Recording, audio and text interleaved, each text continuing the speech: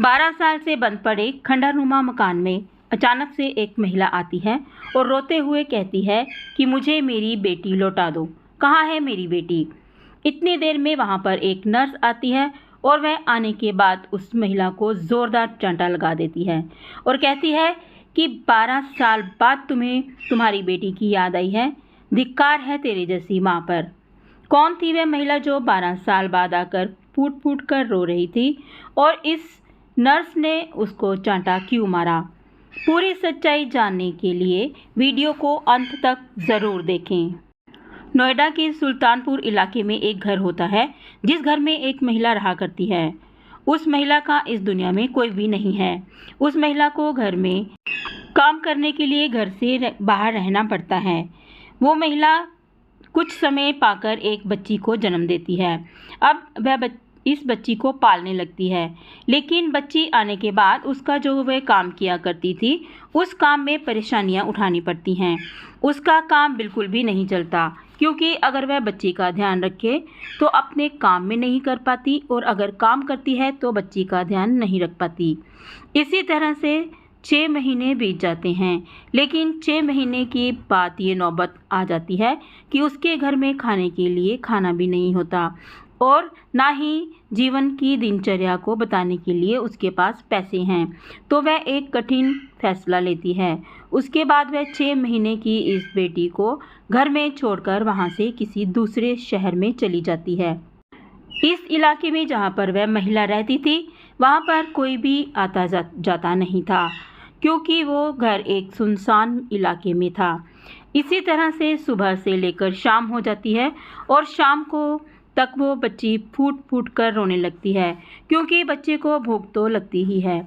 जब उस बच्ची को भूख लगी तो वह रोने लगती है, लेकिन वहाँ पर कोई भी आने जाने वाला नहीं था।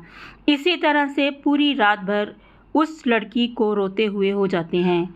दिन में सुबह सुबह एक व्यक्ति जिसका नाम विजेंद्र था, वह अक्सर कभी कभी इस रास्ते से आया जाया करता था अपनी ड्यूटी जाने के लिए, और इसी तरह से आज भी वह इस घर से के सामने से निकल रहा था तो उसे अचानक से बच्चे की रोने की आवाज़ आई, जिसने उसका ध्यान आकर्षित कर लिया। इसके बाद विजेंद्र ने उस घर की खिड़कियों में झांक कर देखा तो उसे वह बच्ची दिखाई दी जो कि बुरी तरह से रो रही थी। थोड़ी देर तक गौर करता है इस बात पर कि वह अंदर कैसे जाए, लेकिन वहाँ पर उसे कुछ भी दिखाई नहीं देता। तो इसके बाद वह बच्ची को इसी हालत में छोड़कर वहाँ पर से ड्यूटी पर चला जाता है। लेकिन जब वह ड्यूटी करके पूरा दिन भर वापस आता है तो उसे फिर से लड़की के रोने की आवाज़ आती है। वह काफ़ी देर तक से रो रही थी और उसका गला भी सूख रहा था। जैसे ही शाम होती है, शाम के समय विजय दोबारा वहाँ से उसी रास्ते से वापस आता है। वहाँ पर जैसे ही वह घर के सामने पहुँचता है तो लड़की का रोना उसे फिर से सुनाई देता है।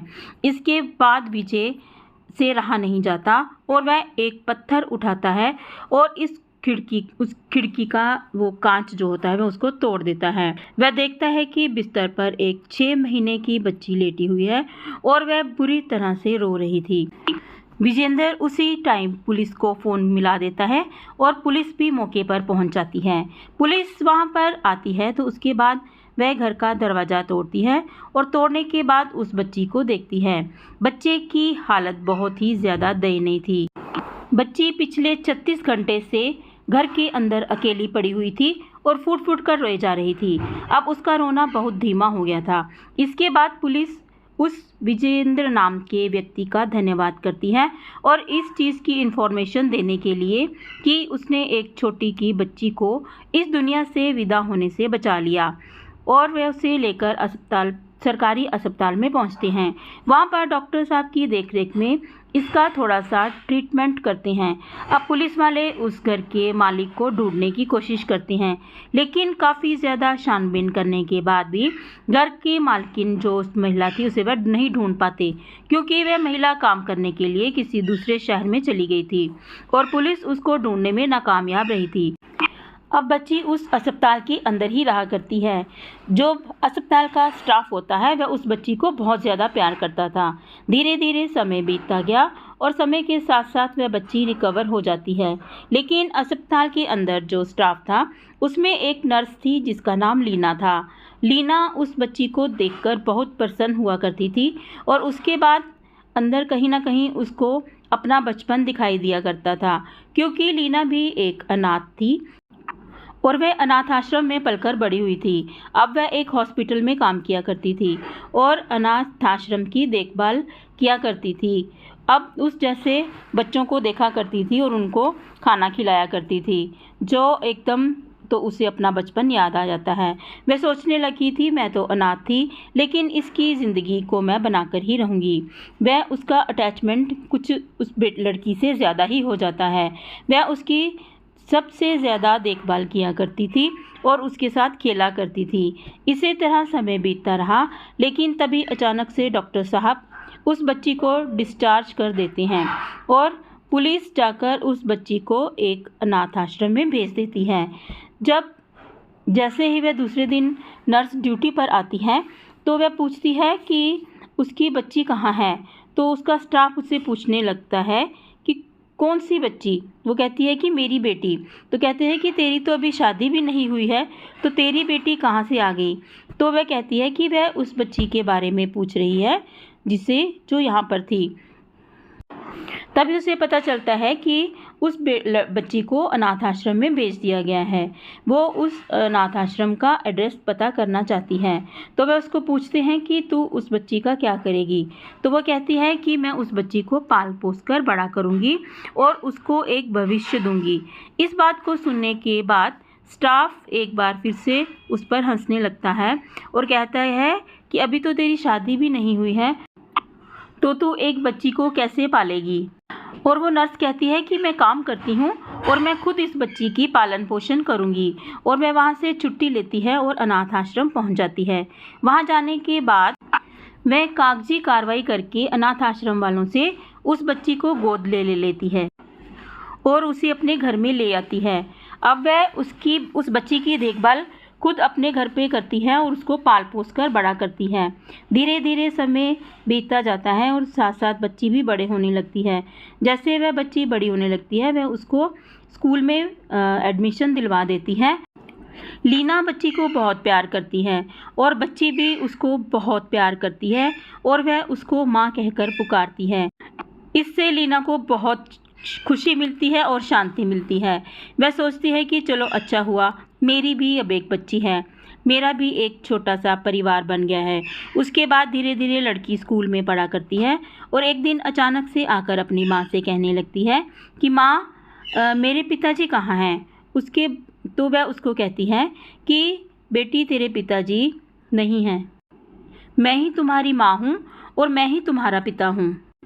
लेकिन बच्ची कहती है कि माँ सबके पापा अपने बच्चों को स्कूल में लेने आते हैं, लेकिन मेरे पापा क्यों नहीं आते?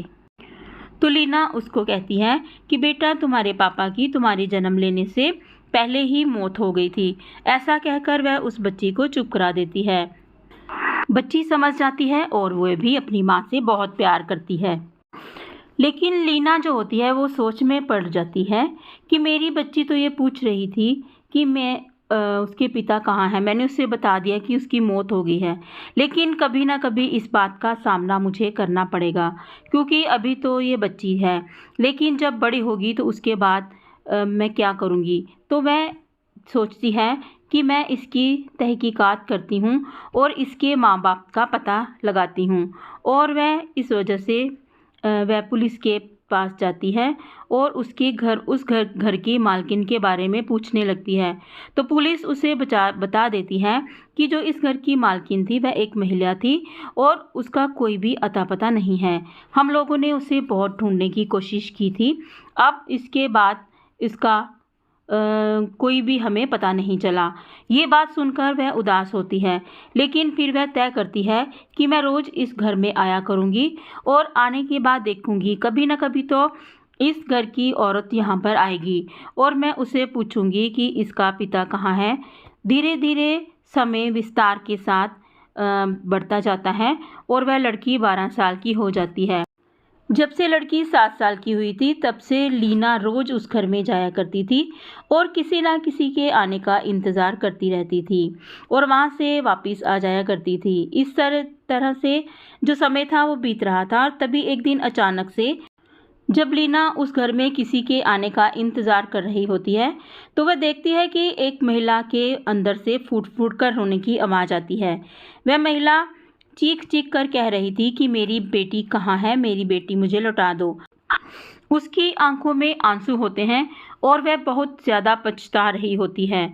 लेकिन जब महिला उस औरत को देखती है तो वह एकदम उसके पास जाती है और एक ज़ोरदार तमाचा उसकी गाल पर जड़ देती है और वह उस महिला को कहती है कि तुझे तब ख्याल नहीं आया जब तू इस छोटी बच्ची को छोड़कर यहाँ पर चली गई थी। अब तुझे याद आई है, तेरे जैसी माँ जो है, धिक्कार है तुझ पर, कलंक, तू माँ के नाम पर एक कलंक है। अब इस बात को सुनने के बाद महिला और भी ज़ोर ज़ोर से फूट फूट कर रोने लगती है और कहती है कि मेरी मजबूरी थी। तो लीला उसे कहती है कि ऐसी क्या मजबूरी हो गई थी जो एक तू छोटी सी बच्ची को यहाँ पर छोड़कर चली गई थी। तो वह महिला रोते हुए कहती है कि मैं एक जिस्मानी धंधा करती थी, इसलिए मैं अपनी बेटी को अपने साथ नहीं रख सकती थी। मैं उसे अपने साथ भी नहीं ले जाती थी क्योंकि जब भी मैं उसको अपने साथ लेकर जाती थी तो मुझे काम नहीं मिलता था। तो लीना उसको गुस्से से कहती है कि तू भीख मांग पर भी उस बच्ची को पाल सकती थी। अभी मैं तुम्हारी कंप्लेंट पुलिस में करवाती हूँ। तो वह औरत फूट फूट कर रोने लगती है और कहती है कि मुझे मेरी बच्ची दे दो। लीना कहती है कि मैं हरगिज़ तुझे तुम्हारी बच्ची नहीं दूंगी, वो तुम्हारी नहीं अब मेरी बच्ची है। लीना उसको कहती है कि क्योंकि तू मेरी बेटी की माँ है, इसलिए तूने उसे जन्म दिया है, इसलिए मैं तुझे माफ़ करती हूँ, लेकिन तू उसकी तरफ आंख उठाकर भी मत देखना क्योंकि वो अब मेरी बेटी है। मैं तेरी कंप्लेन तो नहीं करूँगी लेकिन तुझे बेटी नहीं दूंगी। मैं उसको पाल पोस कर बड़ा आदमी बनाऊंगी, मैं उसे बड़ी डॉक्टर बनाऊंगी। नर्स की ये बात सुनकर उस औरत को ये सब समझ में आ जाता है कि चलो मेरी बेटी अच्छे हाथों में है और वह सुरक्षित है। वह इस बात को सोचकर सब्र कर लेती है कि मेरी बेटी का भविष्य अब सुरक्षित है। दोस्तों, ये कहानी हमें ये सोचने पर मजबूर करती है कि इस दुनिया में ऐसे लोग भी होते हैं जो अपने काम के प्रति अपने मासूम बच्चों को छोड़ देते हैं। इस बात को सोचते हुए भी रोए खड़े हो जाते हैं कि कोई एक 6 महीने की बच्ची को कैसे छोड़ सकता है। जहाँ तक लीना नर्स की बात है, उसने आज तक उस बच्ची के बारे में किसी को नहीं बताया कि वह कहाँ रहती है और ना ही उसने कभी सोशल मीडिया पर उसकी कोई फ़ोटो डाली है। लीना नर्स से जब ये पूछा जाता है कि वह अपनी बेटी को क्या बनाना चाहती है तो वो कहती है कि वह इसे एक सर्जन डॉक्टर बनाना चाहती है और इसी को लेकर वह उसको आगे की तैयारी करवाएगी। दोस्तों, ये कहानी जो है ये एक सच्ची घटना है और ये काफ़ी प्रसिद्ध हुई थी। इसने सोशल मीडिया पर काफ़ी सुर्खियां बटोरी थी। आपको ये कहानी कैसी लगी हमें कमेंट में ज़रूर बताइएगा। और ये कहानी आप कौन कौन से देश में और कहाँ कहाँ से सुन रहे हैं ये भी हमें कमेंट्स में ज़रूर बताइएगा।